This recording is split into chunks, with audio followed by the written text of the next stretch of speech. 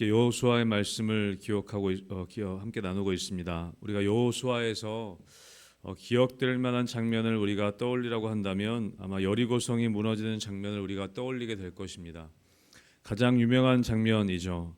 어떤 군사적인 공격을 한 것이 아니라 단지 여리고성을 여러 번 돌았을 뿐인데 그 난공불락 같은 여리고성이 무너져 내리는 장면은 여호수아서에서 가장 유명한 장면일 것입니다.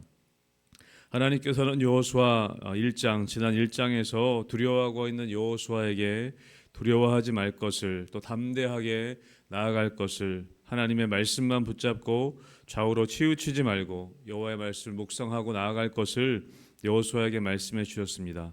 그리고 담대하게 일어나서 그리고 관리들에게 하나님의 말씀을 전하고 또 백성들과 함께 그 하나님의 말씀을 나누게 됩니다. 그래서 모든 백성들은 담대함을 얻어서 이제 여호수아와 함께 이 요단강을 건너 약속의 땅으로 들어갈 것을 함께 다짐하며 다시 한번 그 믿음을 나누는 장면이 여호수아 1장에 기록되어져 있었습니다. 그리고 여호수아 3장에 가면 우리가 부흥회 때도 함께 말씀 나눴지만 요단강을 건너 그리고 6장에 가면 여리고성이 무너지는 장면이 기록되어져 있습니다. 어쩌면 문맥상으로 보면 오늘 이 여호수아 2장의 말씀은 굉장히 불필요한 장처럼 보이는 것을 우리가 알 수 있습니다. 여호수아 2장이 오늘 없어도 사실은 전혀 이상하지 않은, 여호수아 2장이 없이 오히려 여호수아 1장에서 여호수아 3장으로 넘어가는 것이 자연스러워 보일 만큼 어쩌면 여호수아 2장은 불필요해 보이는 장면처럼 여겨집니다. 하나님의 격려와 명령을 여호수아 1장에서 함께 받고 그 명령을 따라 요단강을 건너는 3장으로 바로 가도 사실은 전혀 이상하지 않습니다. 오늘 함께 읽은 이 여호수아 2장은 여호수아가 2명의 정탐꾼을 여리고에 보내는 장면으로 시작이 됩니다. 하나님께서 여호수아와 이스라엘 백성들에게 내가 주는 그 땅으로 들어가라고 1장에서 명령하셨습니다. 요단을 건너가라라고 명령하셨습니다. 그런데 하나님께서 그렇게 주시겠다고 하셨으면 그냥 들어가도 될 것인데 왜 굳이 정탐꾼을 보내게 된 것일까? 그리고 하나님께서는 왜 그 정탐꾼 보내는 것을 허락하셨을까? 오늘 2장 말씀을 우리가 끝까지 읽지는 않았지만 2장 말씀을 보면 오히려 그 정탐꾼 보낸 것은 실패한 것처럼 보입니다. 왜 그러냐면 오늘 2장에 우리가 읽었지만 2절에 보면 두 정탐꾼들이 여리고로 들어가자마자 어떤 사람들에게 적발이 됩니다. 그리고 어떤 사람이 여리고 왕에게 말하여서 이 밤에 이스라엘 자손 중에 몇 사람이 이 땅에 정탐하러 이리로 들어왔나이다. 이 정탐이 발각이 되어버린 것이죠. 다른 것은 돌아보지도 못합니다, 사실. 그리고 기생이었던 라합의 집에 잠시 숨어 있다가 라합의 도움으로 겨우 도망을 나왔을 뿐입니다. 여리고성을 잘 돌아보지도 못하고 잠깐 숨어 있다가 오히려 발각이 되어서 큰일 날 뻔한 것이 바로 이 정탐꾼의 작전이었습니다. 여러분, 하나님께서는 왜 이 작전을 허락하시고 굳이 3장으로 바로 넘어가 될 일을 이 여호수아 2장을 기록하게 하셨을까?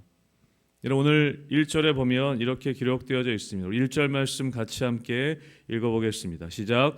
눈의 아들 여호수아가 시딤에서 두 사람을 정탐꾼으로 보내매 이르되 가서 그 땅과 여리고를 엿보라 하매 그들이 가서 라합이라 하는 기생의 집에 들어가 거기서 유숙하더니.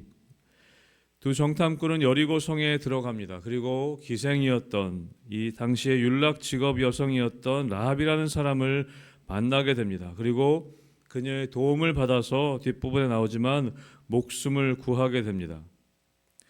여러분, 하나님께서는 이 이스라엘 백성들을 구원하시는데 하나님께서는 이스라엘 백성들의 구원 역사에 있어서 여리고성의 어떤 유력한 사람을 사용하시는 것이 아니라 정말 사람들에게는 천대받는 보잘것없는 어쩌면 당시에 율란 여성이었던 기생이었던 라합을 사용하고 계십니다. 당시 어떤 권력이 있는 사람들을 사용하신 것이 아니라 사람들에게는 전혀 주목받지 못하는 이 한 여인을 사용하시는 것을 우리는 보게 됩니다. 여러분, 성경에서는 여리고성의 어떤 유명인의 이름이 기록되어 있지 않습니다. 왕의 이름도 기록되어 있지 않습니다. 그냥 여리고 왕이라고만 기록될 뿐이죠. 여러분, 그런데 라합의 이름이 기록되어 있다는 것입니다. 여러분, 세상에서는 우리가 알아주지 않을지라도 여러분, 성경에서는 이 라합이라는 이 사람의 이름을 기록하고 있습니다. 여러분, 하나님은 세상에 유명한 사람들을 사용하시는 것이 아님을 우리는 알게 됩니다. 그래서 고린도전서 1장에 보면 하나님께서 세상의 천한 것들과 멸시받는 것들과 없는 것들을 택하사 있는 것들을 폐하려 하시나니 이는 아무 육체도 하나님 앞에서 자랑하지 못하게 하려 하심이라. 하나님께서는 이 땅의 유명한 권력자들과 유명한 사람들을 사용하시는 것이 아님을 우리는 알게 됩니다. 사랑하는 성도 여러분, 우리가 때로는 사람들이 알아주지 않을지라도, 세상에서는 알아주지 않을지라도 여러분, 하나님께서 인정하시고 하나님께 쓰임 받는 분들 되시기를 주님의 이름으로 축복합니다. 그것이 중요한 것이죠. 여러분, 라합은 정탐꾼들을 도와주었다는 것, 그것 때문만 사실은 인정받은 것은 아니었습니다. 우리가 오늘 말씀을 보면 하나님께서 이 라합을 어떻게 사용하시는지 오늘 말씀에 기록되어 있습니다. 여러분, 여리고 왕은 이 정탐꾼들이 들어왔다는 소식을 듣고 오늘 라합에게 사람을 보냅니다. 그래서 3절에 나오죠. 여리고 왕이 라합에게 사람을 보내어 이르되 내게로 와서 내 집에 들어간 그 사람들을 끌어내라. 그들은 이 온 땅을 정탐하러 왔느니라. 여러분, 왕이 사람을 보냅니다. 굉장히 위협적인 자세로 왔을 것입니다. 그리고 라합에게 이야기하는 것이죠. 내 집에 들어간 그 사람들을 끌어내라 라고 이야기합니다. 여러분, 그런데 그 라합이 어떻게 선택하고 어떤 결정을 하는가? 이 사람들을 숨겨주었을 뿐만 아니라 이 사람들이 도망갈 수 있도록 거짓말을 합니다. 4절에 이야기하죠. 그 여인이 두 사람을 이미 숨긴지라 이르되 과연 그 사람들이 내게 왔었으나 그들이 어디에서 왔는지 나는 알지 못하였고 그 사람들이 어두워 성문을 닫을 때쯤 되어 나갔으니 어디로 갔는지 내가 알지 못하나 급히 따라가면 그리하면 그들을 따라잡으리라 하였으나 라고 기록하고 있습니다. 여러분, 라합은 굉장히 위험한 결정을 하게 됩니다. 이 사람들을 숨겨주었을 뿐만 아니라 내어놓지 않고 거짓말을 하는 장면이 기록되어 있죠. 여러분, 이렇게 한 라합의 결정은 반역자로 목숨을 잃을 수도 있는 그런 결정이고 선택이었습니다. 이 여인은 기지를 발휘해서 정탐꾼들이 왔었지만 이미 성문을 닫을 때쯤 되어 나갔다고 이야기합니다. 정탐꾼들은 지붕에 숨겨놓은 상태였던 것이죠. 여러분, 라합의 이런 행동은 목숨을 건 행동이었습니다. 정탐꾼들을 숨겨준 것이 발각되면 자신뿐만 아니라 온 가족이 멸절할 수도 있는 선택이었습니다. 여러분, 이 라합의 결정과 이 라합의 선택을 여러분 나중에 히브리서 기자는 어떻게 기록하고 있는가? 그 결정은 믿음으로 한 행동이었다라고 기록하고 있습니다.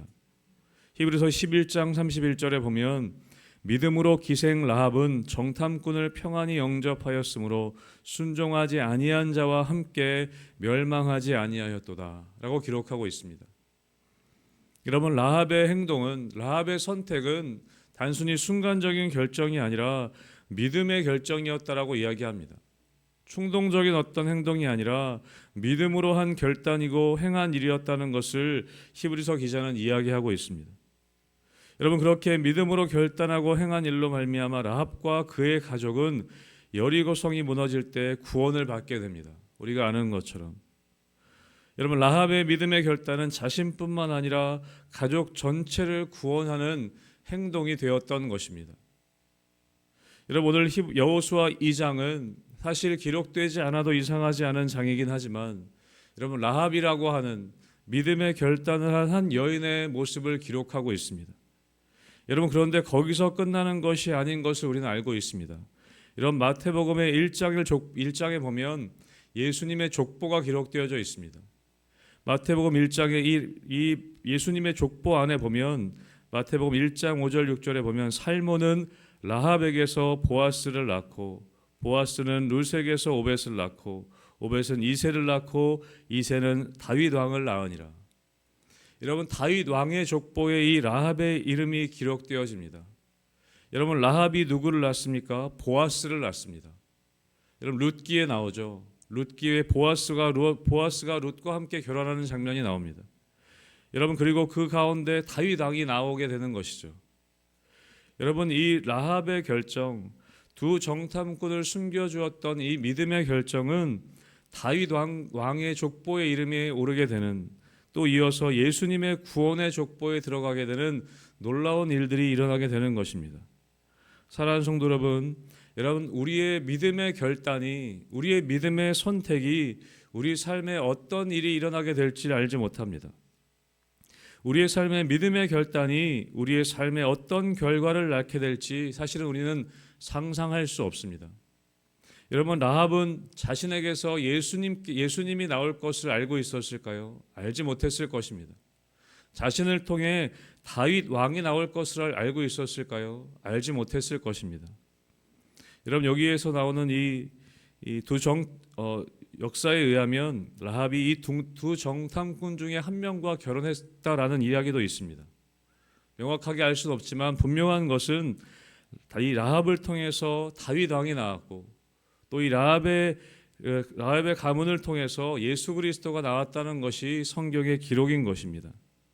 사랑하는 성도 여러분, 우리가 오늘 하루 살아가는 동안에 우리가 선택하는, 우리가 결정하는 이 믿음의 결정과 믿음의 선택은 앞으로 우리의 삶 가운데 어떤 결과를 낳게 될지 우리는 알지 못한다는 것입니다. 우리가 작은 선택이라고 했던 그 믿음의 선택이 그 가운데 예수 그리스도가 나오게 되는, 예수님이 탄생하게 되는 놀라운 결과를 낳게 될지 우리는 알지 못한다는 것이죠. 여러분, 오늘 여호수아 2장은 아무것도 아닌, 없어도 되는 것 같은 그런 장일 수 있지만, 여러분, 이 여호수아 2장의 말씀은 예수 그리스도와 연결되는 장인 것을 우리는 알게 됩니다. 사랑하는 성도 여러분, 어쩌면 오늘 하루는 우리가 없어도 상관없는, 오늘 하루가 없어도 상관없는 그런 하루, 똑같은 하루일 수도 있습니다. 여러분, 그러나 오늘 하루 여러분 살아가실 때 여러분이 믿음으로 결정하고 믿음으로 선택하는 그 선택이 여러분의 삶 가운데, 또 여러분의 가정과 여러분의 가문 가운데 우리 자녀들에게까지 어떤 영향이 미치게 될지 우리는 알지 못한다는 것입니다. 사랑하는 성도 여러분, 오늘 하루 살아가실 때 이런 믿음의 결단을 하게 되시기를 주님의 이름으로 축복합니다. 믿음의 결정을 하게 되시기를 주님의 이름으로 축복합니다. 그 믿음의 결정과 믿음의 선택이 우리의 삶과 우리 자녀들에게 여러분 선한 영향력으로 미쳐져서 그것들을 통해 복음의 역사들이 일어나게 된다는 것입니다. 오늘 하루하루 살아가실 때 여러분, 우리는 여호수아 2장을 기억해야 합니다. 우리는 여호수아 3장이 중요한 것 같고, 여호수아 6장의 여리고성이 무너지는 것이 이 여호수아의 중요한 장인 것 같지만, 여러분, 아무도 거들떠보지도 않는, 어쩌면 이 여호수아 2장의 말씀이 훨씬 더 중요한 이야기인 것입니다. 사람들은 라합을 주목하지 않았지만 이 라합의 중요한 믿음의 결정을 통해서 여러분, 신약 성경에 놀라운 족보의 이야기가 기록되어진 것을 우리는 기억해야 하는 것입니다. 사랑하는 성도 여러분, 오늘 하루 살아가실 때에 작은 선택, 작은 결정을 하실지라도 여러분, 기도하심으로 믿음으로 선택하시고 믿음으로 결정하심을 통해 여러분의 삶 가운데 그 믿음의 놀라운 이야기들이 계속해서 써내려져 가게 되시기를 주님의 이름으로 축복합니다.